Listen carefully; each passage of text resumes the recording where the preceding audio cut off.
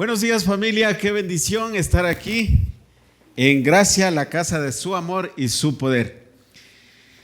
Para mí es un privilegio, es un enorme honor poder compartir lo que Dios pone en mi corazón, lo que Dios me enseña. Muchas veces topa lugares muy profundos de mi ser y es un privilegio poder compartir su palabra y su verdad. Oremos un ratito. Papá, te pedimos que hoy seas tú hablándonos, papá. Abrimos nuestro corazón para que tú topes cada parte de nuestro ser. Que de aquí no salgamos siendo los mismos, sino que seamos nuevos en ti, en Cristo Jesús. Amén. Amén. El tema de este mensaje que el Señor me dio se llama o matas el pecado o el pecado te mata. Y en la actualidad nosotros vemos que se ha normalizado el pecado, se podría decir. O sea, somos muy tolerantes, se podría decir, a las cosas malas. Que Dios en su palabra los llama pecado, ¿no es cierto? A veces decimos, no, es que solo estoy tratando de ocultar algo. Y es que es necesario porque para suplir el bache, ¿no es cierto? Decimos, es que, no sé, es una señora que viene y cada rato jode, dile que no estoy. ¿No es cierto? Estamos ocultando algo. Pero Dios los llama pecado, ¿no es cierto? O a veces decimos, no sé, ¿qué otro ejemplo podría darles? Tengo muchos ejemplos de mi trabajo, pero no vale al caso acotarles porque aquí solo el Capi me entendería. El Capi que es militar. Entonces, podemos decir que en la actualidad hacemos muchas cosas que aparentemente parecieran normales, que todo el mundo lo hace, todo el mundo miente, todo el mundo oculta, todo el mundo llega atrasado, todo el mundo se coge alguna cosita por ahí, pero Dios los llama pecado. Y esto debemos quitarlo de raíz, como hijos de Dios, como hijos de luz, como seres de luz, tenemos que quitarlo. Esto no podemos nosotros normalizar, no podemos tolerar las cosas que no están conforme a la verdad de la palabra de Dios. Y vamos a leer un versículo que dice en Romanos 6:23, esto está en versión NBI, Nueva Versión Internacional, y vamos a hacer un paréntesis un poco con Reina Valera también, ¿ya? Romanos 6:23, porque la paga del pecado es muerte, mientras que el regalo de Dios es vida eterna en Cristo Jesús, nuestro Señor. La palabra es súper fuerte, ¿no es cierto? Aquí en Romanos 6:23 nos dice que si pecamos, morimos. Y ahora diremos, pero es que mentí y no me morí. Y comenzamos otra vez a normalizar el pecado, ¿no? O sea, no, parece que no pasa nada. Voy haciendo ciertas cositas que no están conforme a la palabra y no parece que no pasa nada. Y es cuando comenzamos a normalizar y tolerar el pecado. Pero aquí es súper fuerte la palabra, dice que si pecamos, mueres. ¿Y cuál es la muerte? ¿Cuál es la muerte que nos da? Jesús decía en Juan 10:10, dice, porque el enemigo ha venido a matar, hurtar y destruir, pero yo he venido a darles vida y una vida en abundancia. Y cuando nosotros hacemos algo malo, estamos a cuentas con Dios. Yo en mi caso no puedo estar a cuentas con Dios. Yo no sé, digamos, me enojo con mi esposa y no es que digo, qué lindo, voy a orar con papá. No, o sea, hay algo que me molesta, que me redarguye. Y ahí está el Espíritu Santo, ¿no es cierto? Diciéndome, hincándome y no puedo estar a cuentas con Dios. Dice algo malo y no estoy a cuentas con Dios. Y yo de ley tengo que irme. El arrodillarme es algo no físico, ¿no?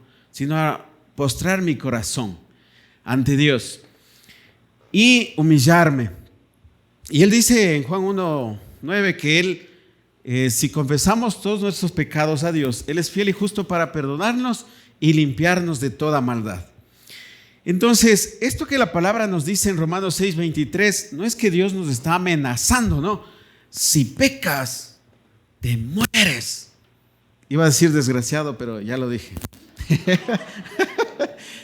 Y no es una amenaza, sino nos está enseñando con mucho amor, diría yo, la consecuencia de las cosas malas que nosotros hacemos. Dios es tan bueno que Él nos deja muchas enseñanzas, nos deja un manual completo. O sea, la palabra de Dios está repleta de tanta instrucción, de tanta enseñanza, para yo no hacer algo y luego estar sufriendo las consecuencias. ¿No es cierto? Es súper bueno, porque si no estuviéramos a ciegas, sin saber qué hacer, y hago súper mal y peor me va mal y caigo en un montón de consecuencias malas. Pero aclaremos esto, que esto no es que Dios nos está amenazando, ¿no? Sino nos está enseñando con mucho amor la consecuencia que puede haber si nosotros seguimos tolerando, si nosotros seguimos viéndolo como normal, las cosas malas que Dios no quiere que hagamos. Santiago 1:14 al 15 dice: todo lo contrario, cada uno es tentado cuando sus propios malos deseos lo arrastran y seducen. Luego, cuando el deseo ha concebido, engendra el pecado, y el pecado, una vez que ha sido consumado, es que está algo mal la presentación, da a luz la muerte. Bien, aquí podemos ver claramente que hay una consecuencia si nosotros seguimos perseverando en estas cositas malas, que como cristianos ya vamos viendo lo malas, ¿no? Yo antes de conocer a Cristo decía, no, eso es algo normal, ¿sí o no? Si es algo normal, todo el mundo miente, todo el mundo se pega un traguito, todo el mundo se pelea, se enoja, pero si el otro me hizo mal, hay que estar enojado, pues. Y todo el mundo no perdonaba porque quería hacerle sufrir al otro, supuestamente, y parecía para mí ser que todo era normal. Pero cuando conocí de Cristo y me comienza a enseñar su verdad, su palabra, su luz, me doy cuenta que no ha sido normal. Sin embargo, este mensaje que hoy les traigo es para gente que ya conoce de Dios y que, sin embargo, nosotros tal vez podemos estar caminando juntamente con estas cositas sin darnos cuenta. Y a veces no vemos las consecuencias, no nos damos cuenta, y es tal vez porque normalizamos algo que Dios no quiere que lo hagamos. Y en Santiago 1:14 nos enseña claramente, ¿no es cierto? Dice que cada uno es tentado cuando sus propios malos deseos los arrastran y seducen. Ahora, hay que entender que Dios nos dejó el libre albedrío, ¿no es cierto? Dios no es que nos cogió como robots programados para que tú hagas solo lo bueno. Y esto ya hemos aprendido mucho en esta temporada, de que el control de nuestra vida no lo tiene Dios, sino lo tenemos nosotros. Yo soy una persona libre, gracias a Dios, para yo hacer lo bueno o lo malo. Yo tengo el control, yo tomo las decisiones. Y es el más grande amor que Dios nos pudo dar, el libre albedrío. Porque si no, imagínense que seamos programados y solo hagamos lo que está en la programación, como un robotcito, y no podamos hacer libremente. Y es como con nuestros hijos, ¿no es cierto? Si nosotros les enseñamos, les educamos, y ahora con Cristo, con la palabra, les educamos en la verdad, como dice la Biblia, instruye al niño en su camino, en el camino de Dios, y aun cuando fuere viejo, no se apartará de él. Entonces, qué lindo poder enseñarles y que un rato venga y me diga, papá, te amo, papá. Pero no es porque yo le programé, le obligué, sino, y a pesar de que le corrijo, ¿no es cierto? Le corrijo, y bien corregido, y cuestiones duras, ¿no es cierto? Que a veces toca negarle algo. No, esto no te puedo dar porque te puede hacer daño. Y a veces con mucho amor y todo. Y pese a todo eso, venga y me diga, te amo. O sea, libremente. Y nosotros así también libremente poder decirles a papá, te amo, papá. Eres amoroso, eres bueno, eres dador. Entonces, hay que entender sumamente claro de que Dios nos da el control a nosotros, nos da un libre albedrío y Esto del pecado tenemos que cortarlo, porque les voy a poner un ejemplo. Es como un incendio, digámoslo así. Digamos que se está quemando algo y una chispita le dejamos ahí. Esta chispa que pasa, si la dejamos se prende y luego comienza a prenderse la cortina y luego toda la casa se ha quemado. Si no la controlamos, ¿no es cierto? Y aquí les voy a poner un pequeño ejemplo.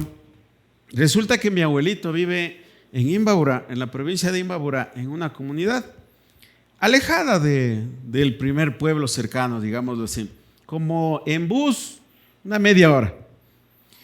Y yo cuando era pequeño no había bus, me iba a pie y me demoraba como una hora o un poquito más, porque era cuesta arriba.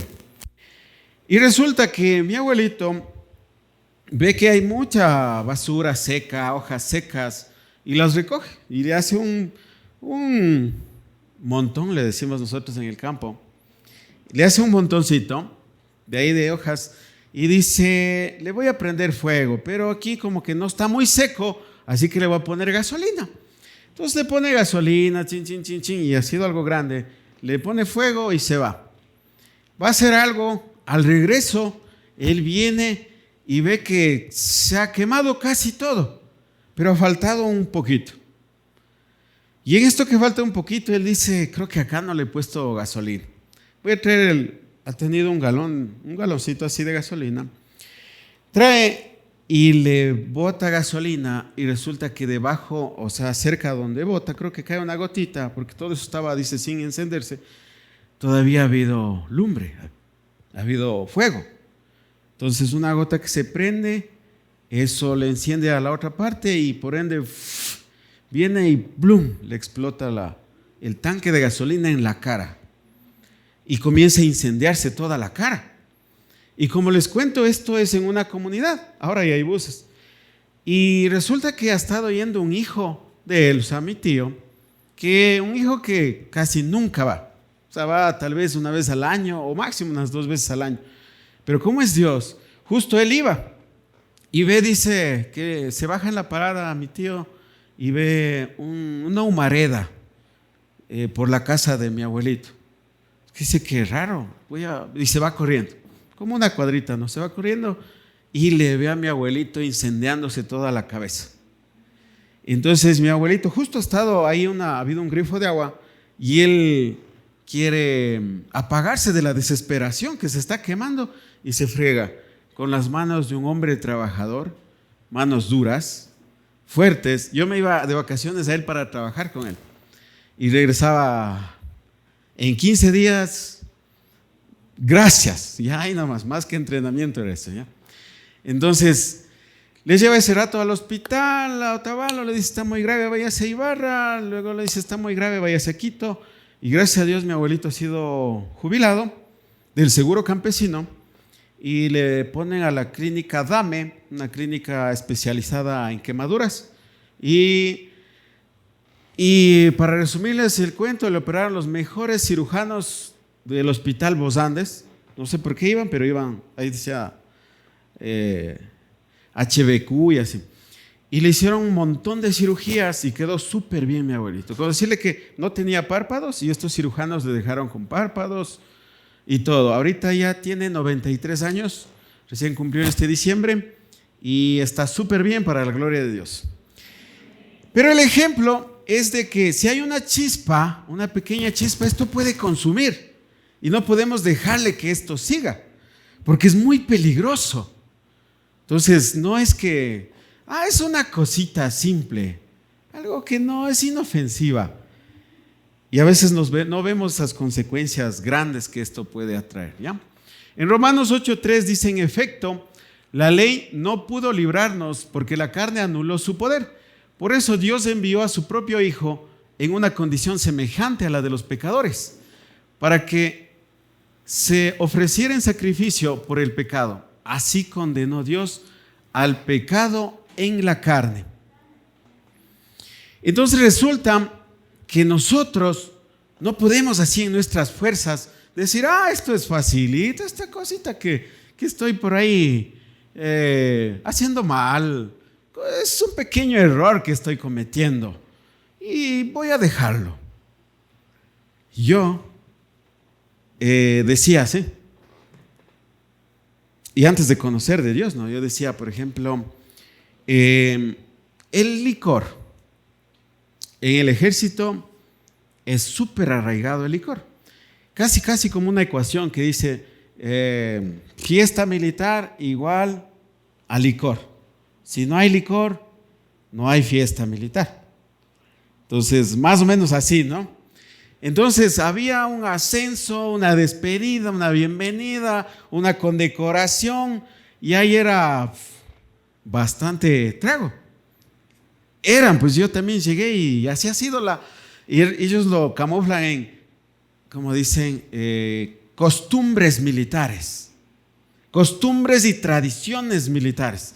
Y hasta tienen brindis, dicen brindo por los paracaidistas, brindo por las comunicaciones, brindo por la infantería, y con brindis y copa en mano, y todo el mundo diría, wow, qué lindo, qué lindas tradiciones, qué todo lindo, ¿no? Entonces, como estábamos en esto, yo decía, no, un día que ya me di cuenta, dije, no, pues o sea, cada fin de semana no está bien. Y digo, no, yo puedo dejarlo. Y en el ejército hay mucha gente, muchas áreas especializadas. Entonces hay psicólogos, hay terapeutas, hay de todo, ¿no? Entonces había un grupo que se armaron que trajeron a los alcohólicos anónimos. Porque así como hay gente que les gusta todas las tradiciones militares, hay gente que se preocupa y dice, desde jefes, ¿no? Dice, no está bien, o sea, cada viernes algo no cuadra. Entonces comienzan a tratar de trabajar en esto, ¿no? Pero en sus propias fuerzas, porque no es nada con Dios. Entonces comienzan a decir, hagamos estos grupos, traigamos a los expertos de Alcohólicos Anónimos y darnos charlas y psicólogos. Y yo digo, no, sé tranquilo, esto yo puedo dejarlo. Y un día una persona me dice, y esta persona había sido cristiana, ¿no? Me dice un coronel, dice, y éramos amigos, dice, ¿sabes que el licor te controla? Y yo le digo, no me controla. ¿Por qué? Porque no puedes dejarlo. Digo, no, yo sí puedo dejarlo. Y me dice, te hago un reto, deja un mes el licor. Y no sé, me pides alguna cosa. Ya. No pasó ni 15 días y ya hubo alguna situación. Y después del mes viene y me pregunta, dice, ¿lograste? Él nunca me vio. Pero había algo que no podía mentirle. Le digo, no pude. Me dice, ¿ves? Tú eres esclavo del licor. Digo, ¿esclavo? No, si es cuando hay un ascenso, una despedida, o sea, para nada que me controle. Déjalo un año a ver. Digo, no pude ni un mes. Un año. Pero es que siempre hay un bautizo, hay alguna cosa en la casa. Ahí está, dice, no puedes dejarlo. Porque si fueras libre, tú pudieras dejarlo. Y me quedó eso retumbando en mi corazón. Acto seguido, estábamos en súper conflictos con mi esposa, 4 años de casados, y nos íbamos a divorciar. Y gracias a Dios conocimos de Dios y Dios nos fue enseñando. Y este amor ferviente que quiere Dios que le tengamos, nos hizo conocerle todos los días, hasta que muy pronto yo ya estaba involucrado con este coronel en un grupo de oración. Y ahí supe que él ha sido cristiano. Y estando ya ahí de cristianos, nos molestaban en el ejército, decía, ahí vienen los aleluyas, porque sabían que éramos cristianos, y nos reuníamos en un búnker, en un cuarto cerrado. Y había muchas personas que vinieron y les íbamos compartiendo las cosas que íbamos viendo. Pero ahí me di cuenta de algo, que cuando yo quise en mis fuerzas dejar algo que me ataba y me esclavizaba, no lo pude. Pero cuando Cristo vino a mi vida, salió eso de una vez y para siempre. Se salió. Y eso fue tan impactante que en este versículo, Romanos 8:3, a mí me queda de que no es en mis fuerzas, no es por mis propias fuerzas, no son las reglas que yo me imponga, no es lo disciplinado que yo sea, sino es con otras fuerzas, con lo espiritual, que eso sí transforma. Y ayer aprendíamos algo súper lindo, que Dios nos ha hecho con espíritu, alma y cuerpo. Un espíritu que mora ¿en dónde? En este cuerpazo, ¿no es cierto? Entonces, cuando nosotros aprendemos algo académico, algo en nuestra mente, que es una parte de nuestro cuerpo, ¿no es cierto? De nuestro ser, el cuerpo. Cuando aprendemos algo, esto que tú aprendes en tu mente y dices, sí, tengo que ser positivo y me va a ir bien, tengo que ser positivo y tengo que ser alegre y me va a ir bien. Y esto afecta hasta en tu cuerpo. Pero hay otro nivel más, y es la parte espiritual. Y cuando esta parte se activa y esta parte te dejas topar por Dios y dejas que Él te enseñe y tú con una convicción verdadera lo crees y comienzas a vivir en esto, esto afecta a tu alma y a tu cuerpo. Y eso es lo que pasaba y eso me queda a mí mucho en este Romanos 8:3, ¿no? Sigamos con el siguiente. Ya no vale. Ahí está. Isaías 53:5. Él fue traspasado por nuestras rebeliones y molido por nuestras iniquidades. Sobre él recayó el castigo, precio de nuestra paz, y gracias a sus heridas fuimos sanados. Esto es una visión, ¿no es cierto? Una profecía que le está haciendo ver. Y esto ya lo ve el profeta de antemano, que por las heridas de Cristo nosotros ya somos sanados. Y aquí hay algo que hay que representarlo súper gráfico, que él está viendo el proceso de la cruz, ¿no es cierto? Está viendo esta situación, digámoslo así. Muchas gracias. Si pusiéramos por escenas y nombres a las escenas, esta escena es la escena de la cruz, ¿no es cierto? Y esta cruz, el profeta lo está viendo claramente, de que aquí está pasando algo trascendental, que en esa cruz no solo se está crucificando al cuerpo de Jesucristo, sino se está ejecutando al pecado, o sea, se le está matando al pecado. Y es súper chévere porque Jesús vence esto, ¿no? Entonces hay que entender que en la cruz se ejecuta el pecado. Entonces cuando yo quiero ejecutar mi pecado, tengo que acudir a la cruz y creer en la cruz y creer en lo que hizo Jesucristo y declarar que por sus heridas yo ya soy sanado. ¿Sanado de qué? De la esclavitud, del pecado, sanado de las enfermedades, sanado de la parte almática, sanado de lo físico, lo corporal, lo almático, sanado íntegramente. Y es súper lindo porque Dios no es que nos salva y nos dice, solo te salvo tu mano derecha y solo tu mano derecha es la que entra al reino. El resto, no. ¿O sí? Sí, ¿no es cierto? Él nos salva y nos salva de cabeza y de todo, ¿no es cierto? O sea, somos salvados todo. ¿Y solo el cuerpo? Todo, ¿no es cierto? Nuestros pensamientos, nuestras emociones, nuestra parte física, nuestra parte psicológica, nuestra parte almática, o sea, todo el ser integral, el combo completo. ¿Somos sanados? Todo. Entonces, es muy impactante. Colosenses 2:14-15 dice, y anular la deuda que teníamos pendiente por los requisitos de la ley, Él anuló esa deuda que nos era adversa, clavándola en la cruz. Desarmó a los poderes y a las autoridades y por medio de Cristo los humilló en público al exhibirlos en su desfile triunfal. Otras traducciones dice en Reina Valera, Él anuló, refiriéndose a Jesucristo. Él anuló. O sea, lo anuló. Es impactante, ¿no es cierto? Porque a veces decimos, sí, yo acepto a Jesucristo, pero tengo que pasar un proceso. Como que es un proceso largo dejar estas cosas. Y a veces los psicólogos nos dicen así, ¿no es cierto? Vamos a un psicólogo. Antes de conocer a Jesucristo había acudido a psicólogos por algunas cuestiones, como en el ejército había. Yo me iba a hablar con ellos. Y decían, sí, es que esto tiene que pasar un proceso. ¿Ya? Y a veces dice es un proceso largo.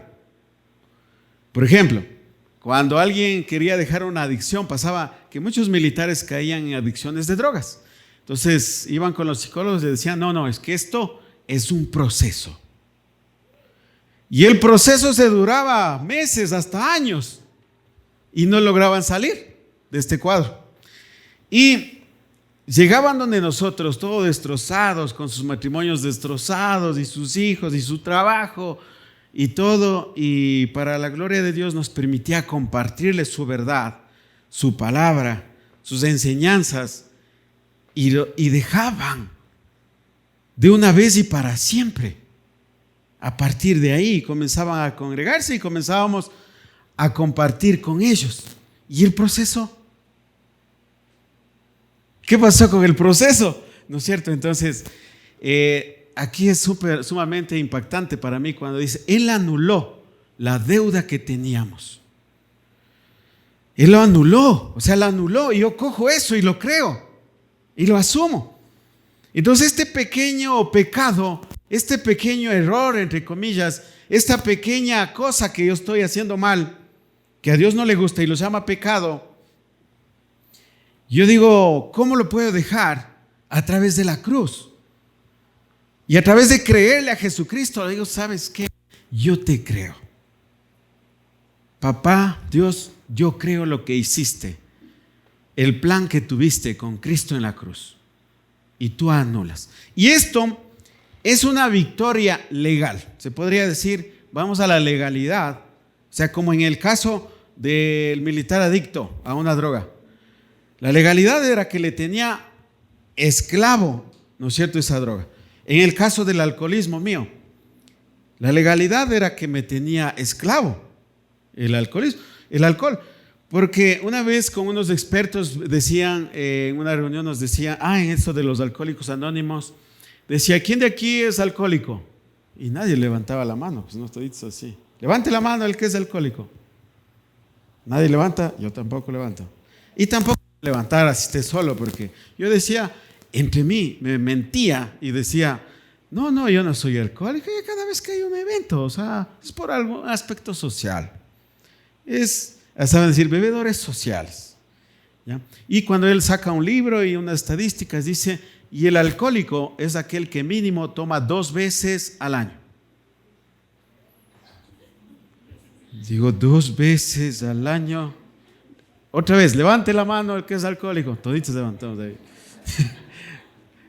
Porque así decían las estadísticas, ¿no? Entonces, esta legalidad que tenía el pecado, por ejemplo, la drogadicción en el militar, el alcoholismo en mi persona, como que tenía una legalidad y no me dejaba libre, ¿no es cierto? Me tenía preso. Pero cuando yo acogí las verdades de Cristo en mi vida y las creí y las absorbí, ¿no es cierto? Para mí las viví. Esa fue la legalidad. Entonces yo dije, a ver, si Cristo, tú anulas mi pecado, yo te creo y te lo llevas, ¿no es cierto? Entonces ahora estoy yo declarando una nueva legalidad, una victoria de Cristo, no mía, porque yo quise dejar y no pude. Y así muchas personas no podíamos. Pero Cristo vino y me dio una nueva legalidad. Dijo, ahora esta es tu legalidad. Y no es por fuerza de hombres, y no es por tus fuerzas, no es por tu capacidad, no es por lo cuanto tú estudias, no es porque estás en un grupo de alcohólicos, estás con psicólogos y estás en una terapia, no. es por mi carácter espiritual.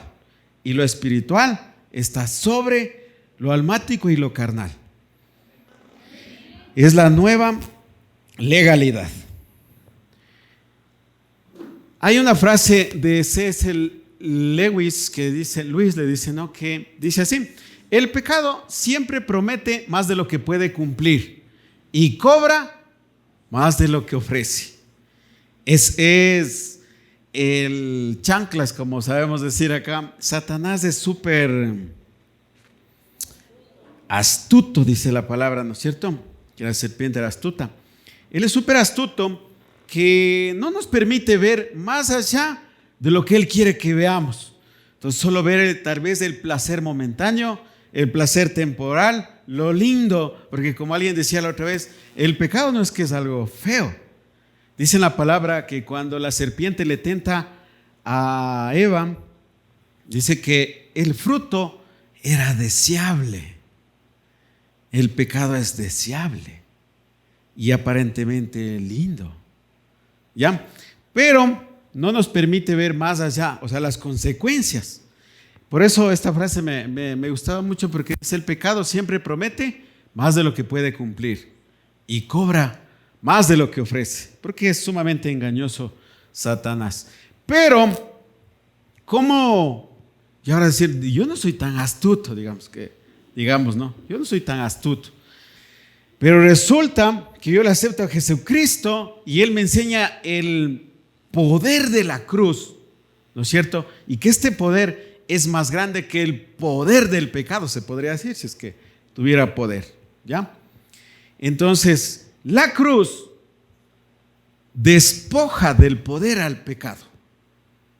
Ya hay que tenerlo sumamente claro, que a veces decimos, no, es que estoy luchando con esto, es que no puedo dejar esto, es que esta situación, es que este desierto, es que y tanta cosa, y no sé, es muy fuerte y no puedo.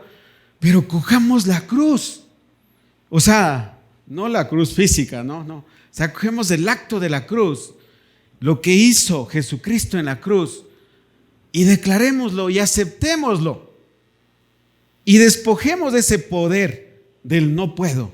Y es verdad, yo no puedo, pero Cristo sí puede.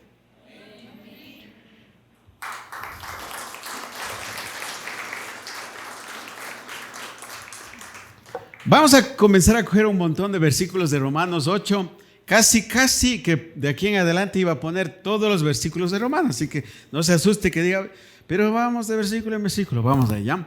Romanos 8, del 12 al 13 dice: por tanto, hermanos, tenemos una obligación, pero no es la de vivir conforme a la carne, porque si ustedes viven conforme a ella, morirán.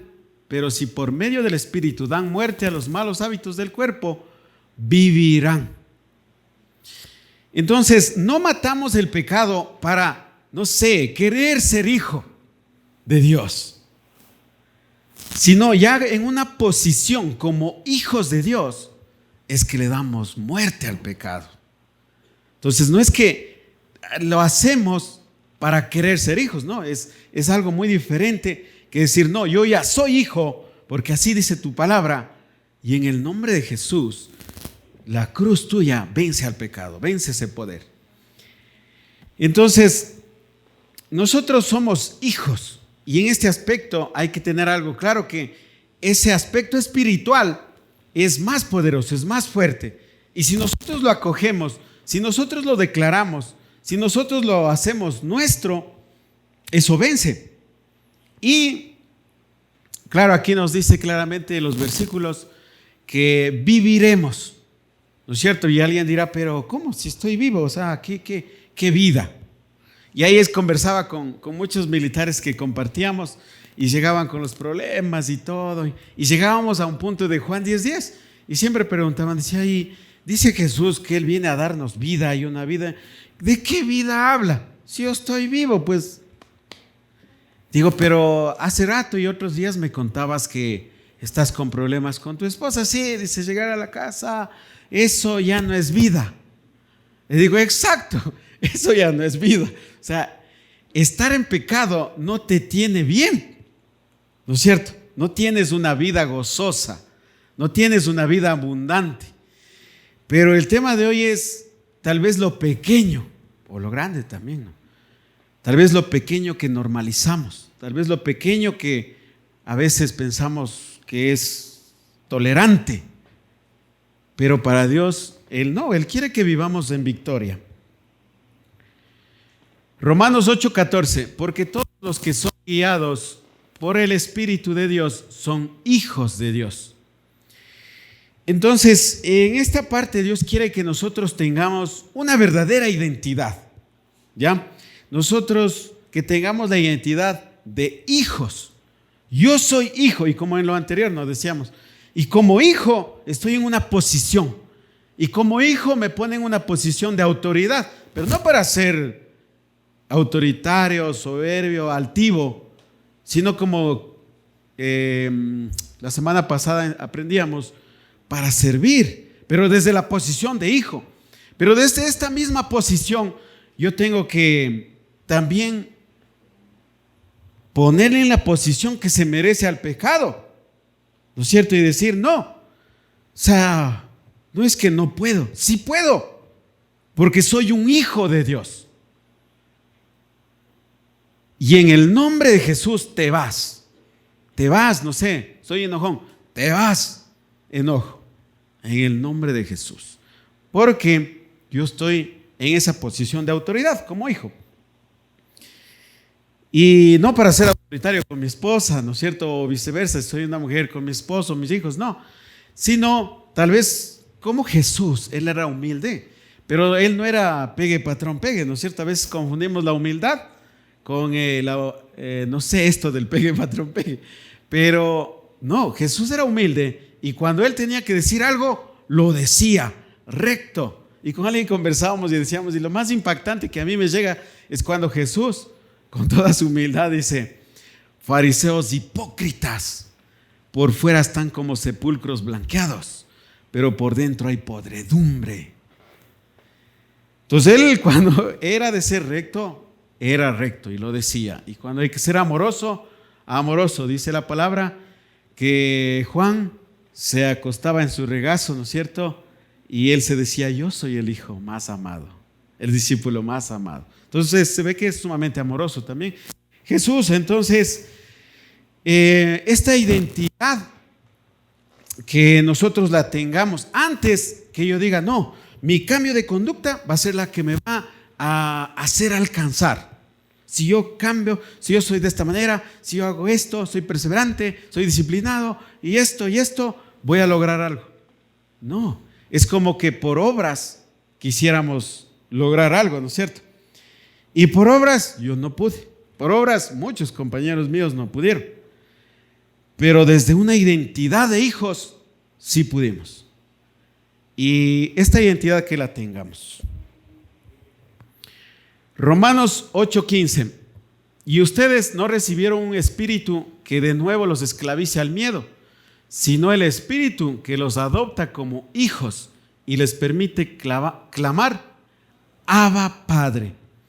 Entonces Dios no quiere que vivamos desde el miedo, desde la culpa, sino Él quiere que vivamos desde un espíritu de adopción. Y este espíritu de adopción, ¿qué nos hace? Llamarnos hijos y nos permite decirle, Abba, Padre, papito mío, amoroso, fuerte también, ¿no? Grande. Pero que tengamos esa identidad súper sólida, ¿no es cierto? Que nosotros no nos hagamos pequeños por nada. Sí, que tengamos una identidad súper sólida. Como decía, no para ser orgulloso, soberbio, altivo, sino más bien a servirle a Él, ¿no es cierto? Con mucha humildad, pero con mucho carácter, se podría decir, como Jesús. Pero que tengamos ese carácter bien puesto, de ponerle en su puesto al pecado, ¿no es cierto? De echarle fuera tal vez al pecado, a esas cosas que tal vez normalizamos. Romanos 8:16 al 17 dice, el Espíritu mismo asegura a nuestro espíritu, espíritu con mayúscula, espíritu con minúscula, ¿no? El espíritu con mayúscula es, si vemos en la Biblia, es el Espíritu Santo. asegura nuestro espíritu que somos hijos de Dios. Y si somos hijos, somos herederos. Herederos de Dios y coherederos con Cristo. Pues si ahora sufrimos con Él, también tendremos parte con Él en su gloria. Amén. Y esa es la identidad que tenemos que tener. De tener victoria en nuestras palabras. No por mis fuerzas, sino porque Cristo ya ganó.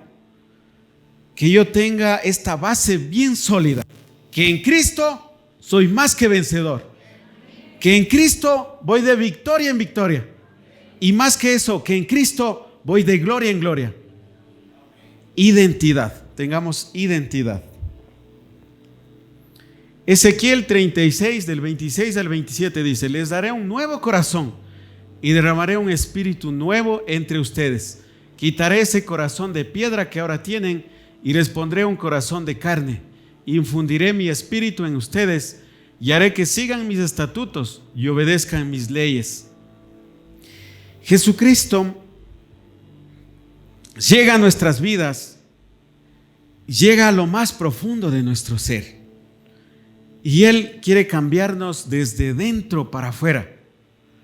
Porque desde fuera es imposible, es como hacer en mis propias fuerzas. Desde fuera viene el psicólogo, viene el consejero, el terapeuta y te dice: ¿sabes qué? Tienes que dejar estas cosas, tienes que poner esto, estás mal con tu matrimonio, tienes que poner un nuevo leño, encender una nueva llama y un montón de cosas, ¿no? Pero si tenemos esas cosas del pecado, tal vez esas cosas pequeñas, esos malos hábitos, esas cosas que normalizamos, no va a haber ese cambio. Pero cuando nos topamos con la palabra de Dios, con su verdad, Él produce ese cambio desde nuestro interior, desde dentro para afuera, no de afuera para adentro. Porque cuando muchos me dicen: ¿sabes qué? Haz esto, deja esto, es como que quieren un cambio de afuera para adentro. Y cuando pasa eso, yo me cierro. El cerebro nuestro se cierra y por más que nos digan tantas buenas cosas, no entran. Pero si dejamos que Cristo llegue hasta lo más profundo de nuestro ser con su verdad, Él produce esto. O sea, lo produce un cambio de adentro para afuera, desde nuestro interior. ¿Y cómo se logra esto? Con mucha obediencia a su palabra, con mucha comunión con Él, pasar tiempo con Él. A mí me gusta mucho el deporte, bueno, ciertos deportes, porque me permite tener un tiempo a solas con Dios. Entonces a veces si estoy en la casa, amo mucho a mi esposa, a mis hijos, pero me dicen: mi hija, hagamos esto, esto, juguemos, vamos acá, y no sé, mi cerebro no puedo concentrarme en dos cosas a la vez. O sea, o estoy jugando con mi hija o estoy teniendo un tiempo con Dios, una de dos. Entonces me gusta mucho pasar tiempo a solas, no porque quiera ser solitario, sino porque quiero tener un tiempo con Dios, un tiempo con Jesús. Exponerle tal vez las cosas que me está yendo mal, que me está yendo bien.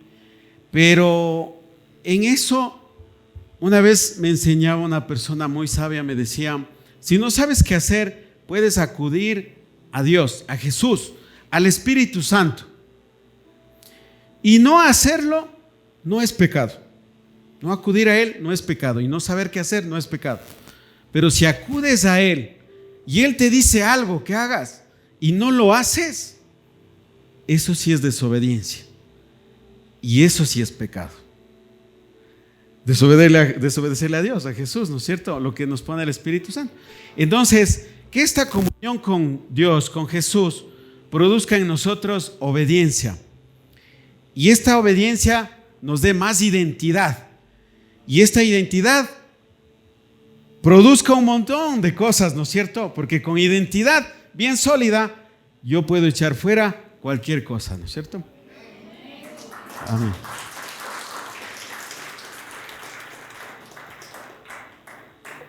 Gálatas 5:16 dice: así que les digo, vivan por el Espíritu y no sigan los deseos de la carne. Es es bien claro, ¿no es cierto? Esta instrucción que Pablo da a los Gálatas, ¿no es cierto? No es para nosotros. O la palabra de Dios sí es para nosotros. Es para nosotros. Porque solo los Gálatas se equivocaron, o yo también me equivoco. También nos equivocamos, ¿no es cierto? Entonces, aquí claramente Dios nos dice a nosotros: deja de caminar con el pecado, camina más bien en el Espíritu. Deja de que el pecado te esclavice, sino más bien con las verdades de Cristo, con el poder de la cruz, anula ese poder del pecado. Deja que seas dominado de él. Lo que nosotros practicamos, eso se fortalece. Yo estaba el día de ayer practicando las tablas de multiplicar con mi hija, y yo decía, aprendámonos primero la del 3, porque la del 2 está súper fácil. Dice, ya digo, aprendamos la del 3. 3 por 1, 3, 3 por 2, 6, 3 por 3, 9, 3 por 4. Y comenzamos a aprendernos. Y al lapso de un tiempo se aprendió la tabla del 3. Y decía, ahora sí, tómame de arriba para abajo, para arriba, como quiera. Y me di cuenta que se sabía. Y me dice, papá, pero ¿por qué las otras veces no podía? Digo, porque ahora practicaste. Y cuando nosotros practicamos algo, lo hacemos como una fortaleza, ¿no es cierto? A veces decimos, es que no sé cómo comunicarme con Dios, no sé cómo orar, digamos que digo. Pero si yo comienzo a practicar, y por ahí con un versículo y a practicar, y por ahí con un estudio y practicar, y por ahí con cualquier cosa, hasta con el ChatGPT y practicar, ¡pum!, tenemos una fortaleza, como en el deporte, ¿no es cierto? Si estamos ahí, practica, constancia, disciplina, nosotros tenemos una fortaleza. Así que practiquemos las cosas que Él nos manda y vamos a hacer una fortaleza en nosotros. Una frase más de Martín Lutero dice así: la victoria cristiana no se vive mirando el pecado, sino mirando constantemente a Cristo. Caminemos en el Espíritu, caminemos en ese camino que Dios nos ha dejado, que es Cristo, en su palabra, en su verdad, en obediencia, ¿no es cierto? Y afirmemos esa verdad como nuestra, afirmemos esa identidad como nuestra, y producto de eso hasta vamos a ser de testimonio. A veces alguien se acercaba y me decía: oye, ¿por qué lo que le pides a Dios surge? Y el que me preguntaba era otro cristiano, y para confesarles, era hijo de un pastor de Riobamba. Y él me decía: ¿por qué lo que tú le pides sí se da y lo que yo le pido no se da? Y yo quedé loco, digo, ¿qué? ¿Por qué?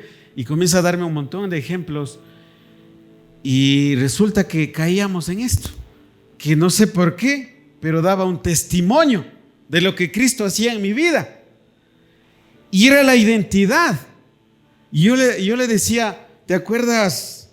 En la palabra dice que hay una mujer que derrama el perfume en los pies de Cristo, y cada vez que escucho esta parábola me acuerdo. Dice ella: ¿por qué derramó tanto? ¿Por qué creyó tanto?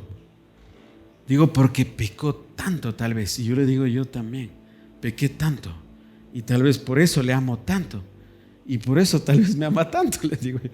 Pero es esa identidad y esa afirmación que tú tienes, hasta va a ser de testimonio, y hasta va solamente tu testimonio convertir a otras personas. Tengamos eso, ¿ya? Y para finalizar, solo este último versículo dice Apocalipsis 12:11: ellos lo han vencido por medio de la sangre del Cordero y por el mensaje del cual dieron testimonio. No valoraron tanto su vida como para evitar la muerte. El pecado se vence por la sangre de Cristo Jesús. El pecado se vence por la sangre del Cordero. Y esta visión le da a Juan, ¿no es cierto? En el Apocalipsis le hace ver a Juan que el pecado ya fue vencido, que ya no tiene victoria en nosotros, que con Cristo tenemos victoria, que con Cristo somos más que vencedores. Amén.